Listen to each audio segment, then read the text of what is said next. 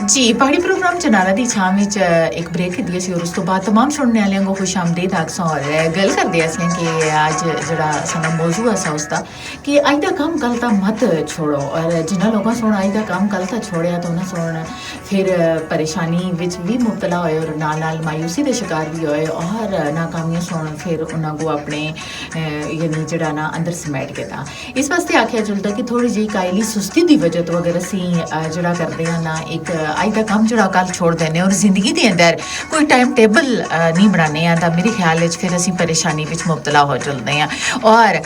अगर अज का कम असी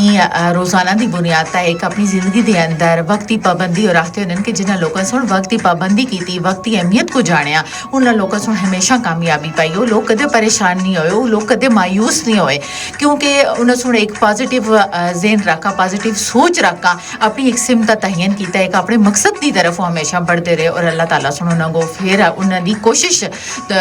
दे इवज के बदले यानी उन्होंने एक बहुत बड़ी कामयाबी भी अता की और असी लोग अक्सर ऐसा करते हैं कि अपने जहन को उस तरह जड़ा ना जकड़ कर रखते हैं और पॉजिटिव सोच नहीं रखते हैं और हमेशा सुस्ती कायली और हमेशा असी ये गल आते हैं कि अगर असां दे हिस्से का काम अगर कोई दूसरा जड़ा ना वो कर छोड़ा हमेशा असी चीटिंग जी होंगी है ना वो असी जरूर हर जिंदगी के हर मैदान में हर काम के अंदर असां दी कोशिश होती है कि करा इसी वजह तो असां वो नाकामी भी मिलती है लिहाजा चीट करने तो बेहतर है कि अगर तुसां दी कोई जिम्मेदारी है चाहे वो दफ्तरी औकात के अंदर है चाहे वो घर के काम काज के अंदर मर्द औरत मैं दोनों वास्ते गल करसा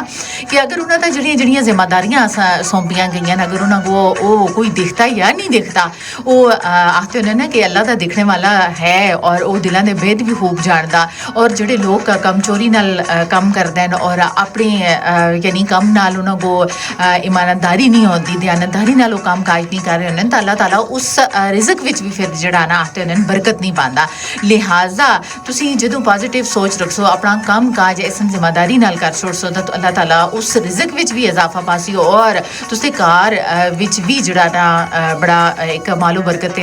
भी पैदा होसी उस घर के अंदर जितना भी माल है उसके अंदर भी बरकत पैदा की जुलसी लेकिन असी जितनी सहूलतां सानू मिल गई और वक्त और जमाने के लिहाज नाल असां सुन ऐसा किया कि हमेशा असां सुन चीट की दूसरे को कोशिश की कि अगर असां दे हिस्से का काम दूसरा कोई कर छोड़ा जिसकी वजह तो असां को नाकामियां मिलियां जिन्होंने लोगों जिंदगी के अंदर वक्त की पाबंदी की अपनी जिम्मेदारियां इस तरीके नाल निभाइयां अपने काम काज नाल दिल लगी रखी लगन रखी मेहनत की अल्लाह ताला उन्होंने लोगों को इज्जत भी बख्शी और दुनिया के अंदर कामयाब भी किया और असां दे सामने बहुत सारियां ऐसियां मिसालां माशरे के अंदर भी कि अगर घर के अंदर भी कोई कमचोरी करसी सुस्ती करसी कायली करसी तो हर दूसरा बंदा उसका जरूर जड़ा ना पॉइंट मारसी उसको गलबात जरूर करसी कि हाँ जी फलां बंदा दा सुस्ता फलां बच्ची दा सुस्ता फलां औरत दा सुस्ता फलां मर्द सुस्ता सुस्ती कायली दे शिकार और कायदे आज़म दा फरमान भी है कि अज दा काम जड़ाओ कल तक मत छोड़ो टाइम टेबल जिंदगी के अंदर बढ़ाओ कायनात अल्लाह ताला कायनात बढ़ाई और इसके अंदर भी जड़ा ना एक टाइम टेबल रखे कि रात आ फिर उस तो बाद सुबह फिर दोपहर आ फिर शाम आ और इसी तरह अगर असीं अपनी जिंदगी के अंदर भी हर काम काज की एक